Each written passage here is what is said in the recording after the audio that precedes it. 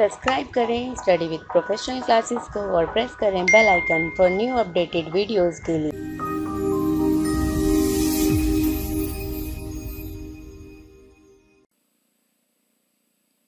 BRICS. अब सबसे पहले हम बात करते हैं जो ब्रिक्स की। अब ब्रिक्स आया क्यों? ठीक है, द टर्म ब्रिक, यहाँ पर देखो ब्रिक लिखा है, ब्रिक्स नहीं लिखा है, यहाँ पर एक जो वर्ड मिसिंग है वो है एस। तो देखो सबसे पहले जब ब्रिक बनाता तो ब्रिक बनाता 4 कंट्रियों को मिलकर, ब्राजील, रशिया, इंडिया, चाइना। ठीक है, यहाँ पर जो साउथ अफ्रीका है वो उसका मेंबर नहीं था, बाद में वो ऐड हुआ है।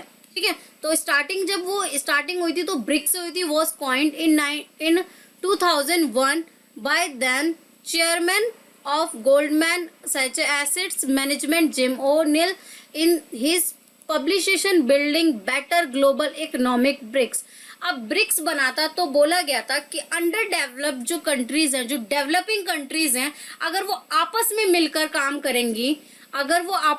काम करेंगी तो बहुत ही अच्छा काम कर सकती हैं। तो ब्रिक बना तो देखा गया कि ब्रिक एक बहुत ही बड़ा संगठन बनकर एक उभरेगा और ये काफी अच्छा आगे काम करेगा और इकोनॉमिक लेवल अपनी कंट्रीज के ये क्या करेंगे, ग्रोथ कर पाएंगे। ही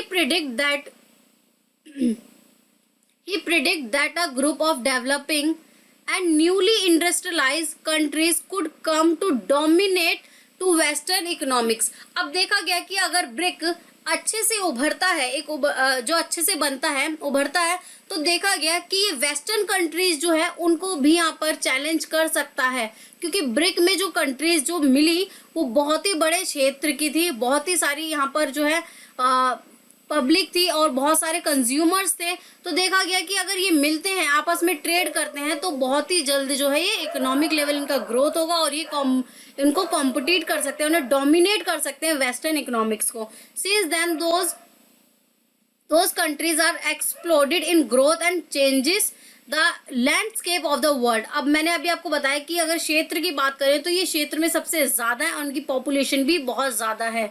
A full scale diplomatic meeting was held यकटेरिनबर्ग में, रशिया में। इनकी 16 जून 2009 में इनकी मीटिंग हुई। ठीक है, BRICS is an acronym coined to associate with 5 major emerging economic। पहले ये ब्रिक था, फिर ब्रिक्स बन गया, इसमें जो ऐड हुआ वो था साउथ अफ्रीका। तो जो 5 कंट्री है वो है हमारी Brazil, Russia, India, China, South Africa. South Africa जो ऐड हुआ है दिसंबर 2010, साउथ अफ्रीका यहाँ पर ऐड हो गया। ठीक है, तो ये था हमारा BRICS. The BRICS members are known for their significant influence on regional affairs। Since 2009 the government of BRICS states have meet annually at formal summit। ठीक है, ये ब्रिक्स जो है, जो एनुअली मीटिंग होती है फॉर्मली यहाँ पर जो है सबमिट्स किए जाते हैं। Russia hosted the most recent 12th BRICS summit on 17 नवंबर 2020। अभी जो 17 नवंबर 2020 हुआ था वहाँ पर वर्चुअली ड्यू टू कोविड-19 वर्चुअली एक समिट हुआ। ठीक है, क्योंकि कोविड-19 पैंडेमिक चल रहा है, इस वजह से यहाँ पर क्या हुआ, वर्चुअली जो है सबमिशन हुआ। India, China, South Africa, Russia and Brazil, जब ये सभी मिल गए तो क्या हुआ, कॉर्पोरेटिव मर्चेनिज्म। ये बेसिकली यहाँ पर मिले कि आपस में ये ट्रेड कर सकें और जो भी बैरियर्स हैं उनको हटा सकें। और जब ये पांच कंट्रीज आपस में मिली तो यहाँ पर देखा गया कि इनका जो है एरिया सबसे ज़्यादा है। तो ये अगर ये पांचों मिलती हैं तो बाकी देशों, वेस्टर्न कंट्रीज को क्या कर सकती है, डोमिनेट कर सकती हैं और ये अपने इकोनॉमिक लेवल को भी क्या कर सकते हैं, उनकी ग्रोथ, इकोनॉमिक लेवल, वेल्थ, इन सबको इंक्रीज कर सकते हैं। अब ब्रिक्स जब इस्टेब्लिश हुआ, ब्रिक्स बना, इंस्टीट्यूशंस, तो बेसिकली इसके क्या मोटिव थे कि एक तो देश की जो कंट्री है उन कंट्रीज की पॉवर्टी को कम किया जा सके, अनएम्प्लॉयमेंट को खत्म किया जा सके, price rise, poor public policies, तो इन सबको खत्म करके ये पांचों कंट्री क्या करें, ये पांचों कंट्री आपस में मिलकर ट्रेड करें। ठीक है, और इजीली ट्रेड करके इनकी जो भी पॉलिसीज बने उसमें इकोनॉमिक लेवल पे ये अपने आप को कर सके, इकोनॉमिक लेवल पे अपने आप को ग्रोथ कर सकें, ठीक है। और इस वजह से इनकी इकोनॉमिक लेवल बढ़ेगी, अनएम्प्लॉयमेंट खत्म होगा, पॉवर्टी खत्म होगी, ठीक है। और ये क्या कर सके, एक अच्छे जो है अच्छा कंपटीशन दे सकते हैं वेस्टर्न कंट्रीज को। हम बात करते हैं ब्रिक्स की, तो 43% ऑफ द वर्ल्ड पॉपुलेशन, अगर हम इन पांचों कंट्रीज को देखें तो इनका जो वर्ल्ड पॉपुलेशन है वो 43% बाकी दुनिया से है। तो आप समझ सकते हो कि कितना बड़ा पोर्शन है यहाँ पर ब्रिक्स में, ठीक है। तो इतनी जब ज्यादा पॉपुलेशन है, इतने ज्यादा कंज्यूमर्स हैं, तो ये अगर आपस में मिलकर काम करेंगे तो ये कितना अच्छा काम कर सकते हैं। 30% ऑफ द वर्ल्ड जीडीपी, यानी वर्ल्ड जीडीपी का अगर हम देखें तो यहाँ पर 30% यहाँ पर यहीं से आता है। तो देखो ये भी दिख रहा है कि अगर ये पांचों कंट्री मिलकर काम कर रही हैं तो ये काफी अच्छा काम करेंगी। 17% ऑफ द वर्ल्ड ट्रेड, पूरी दुनिया में जितना भी ट्रेड होता है उसका 17% इन 5 कंट्री से ही होता है। तो ये कुछ पॉइंट्स है जिसमें बताया जा रहा है कि ब्रिक्स क्यों बेनिफिट है। एक तो वर्ल्ड, यहाँ पॉपुलेशन ज्यादा है, ठीक है, ट्रेड ज्यादा है, तो ये कुछ कारण है जिसकी वजह से ब्रिक्स जो है अपने आप में एक अलग ही दिखता है। अब ब्रिक्स की बात करते हैं तो यहाँ पर जो फर्स्ट समिट हुआ था, फर्स्ट ब्रिक समिट जो हुआ था, देखो the BRIC grouping first formal summit also held world यekaterinburg commenced on 16 June 2009 Manmohan Singh द्वारा किया गया था।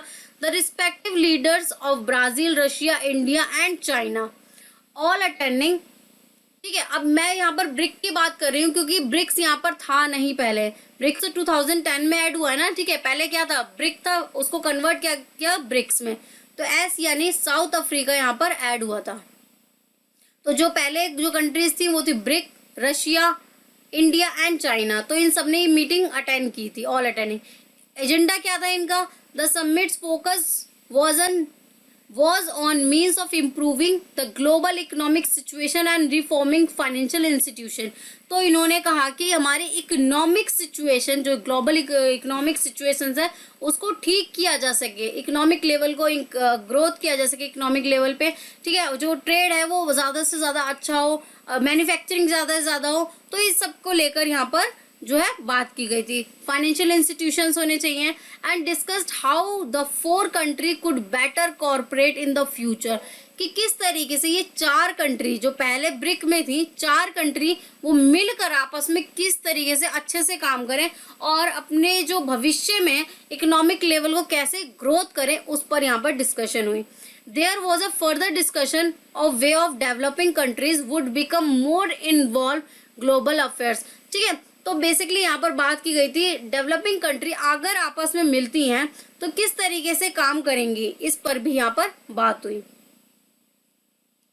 जो सेकंड जो मीटिंग थी 2010 में हुई थी, जिसमें साउथ अफ्रीका जो है ऐड हो गया। मैंने यहाँ पर कुछ जो मीटिंग जो समिट्स हैं जो बहुत इंपॉर्टेंट है वो मैंने यहाँ पर लिखे। तो देखो सेकंड जो था ब्राजील में जो हुआ था उसमें साउथ अफ्रीका ऐड हो गया, तो ये क्या बन गया, ये बन गया ब्रिक्स। पहले ब्रिक था, अब बन गया ब्रिक्स, ठीक है। फोर्थ इंडिया में हुई ऑप्टिकल फाइबर सबमेरीन्स पे बात हुई कि किस तरीके से कम्युनिकेशन को बेहतर बनाया जा सके, इस पर बात हुई 2012 में, जो कि हुई थी इंडिया में, ठीक है। इंडिया ने सबमिट किया था, ठीक है। 6 जो हुई थी वो 6 हुई थी ब्राजील में 2014 में। यहाँ पर बात की गई न्यू डेवलपमेंट बैंक की। यहाँ बात की गई कि हम ट्रेड तो कर रहे हैं, वो तो बहुत अच्छी बात है, फ्री फ्लो ट्रेड हो रहा है, लेकिन अब अगर किसी को कुछ प्रॉब्लम हो रही है, कुछ लोन की जरूरत है, तो वो कैसे होगा, इसके लिए बना न्यू डेवलपमेंट बैंक, ठीक है, जिसमें एक गेस्ट अपीयरेंस के रूप में थे leader union of south American nation, ठीक है। यूएस भी यहाँ पर जो है गेस्ट अपीयरेंस के रूप में यहाँ पर था, ठीक है। द 2021 में जो ब्रिक्स समिट होना है is the 13th annual BRICS Summit, an international relation conference attended by the heads of state or head of government of 5 members। अब क्या है इसमें 5 members हैं BRICS states, Brazil, Russia, India, China and South Africa। It will be 3rd time that India will be hosting the BRICS Summit।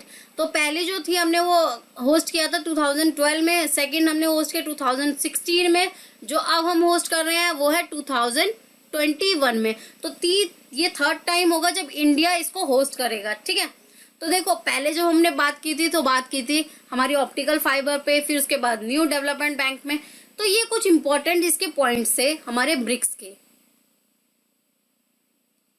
New development bank, अब देखो new development bank होता क्या है।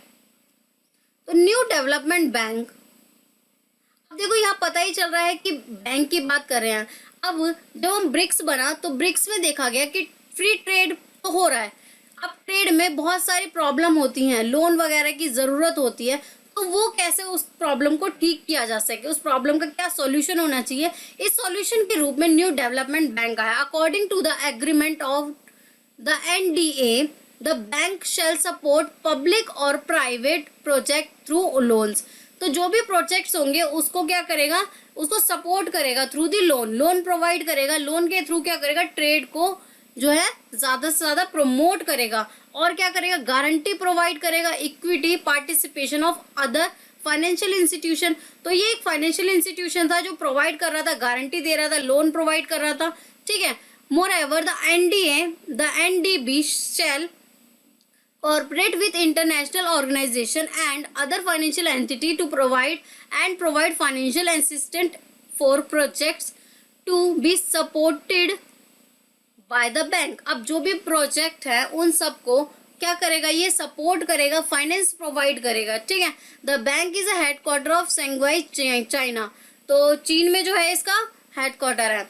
बेसिकली न्यू डेवलपमेंट के बारे में हम देखो, यहाँ पर देखो Brazil, Russia, India, China, South Africa, इन कंट्रीज को जो भी प्रॉब्लम होगी लोन, ठीक है, या फिर गारंटी से रिलेटेड, जब ये ट्रेड करेंगे तो जो भी प्रॉब्लम होगी इकोनॉमिक डेवलपमेंट के लिए, तो ये इंस्टीट्यूशन इनकी हेल्प करता है, ठीक है। As per currency, as per loan, as per guarantee, इन सब में ये क्या करता है, हेल्प करता है ब्रिक्स को। सो फ्रेंड्स, वीडियो अच्छी लगी हो तो वीडियो को लाइक करें, चैनल को अभी सब्सक्राइब करें और अपने फ्रेंड्स से शेयर करना ना भूलें। आप हमें Telegram group, Facebook page, Instagram और हमारे ब्लॉगर पे ही फॉलो कर सकते हैं, जिसका लिंक मैं डिस्क्रिप्शन में दे दूंगी, ठीक है।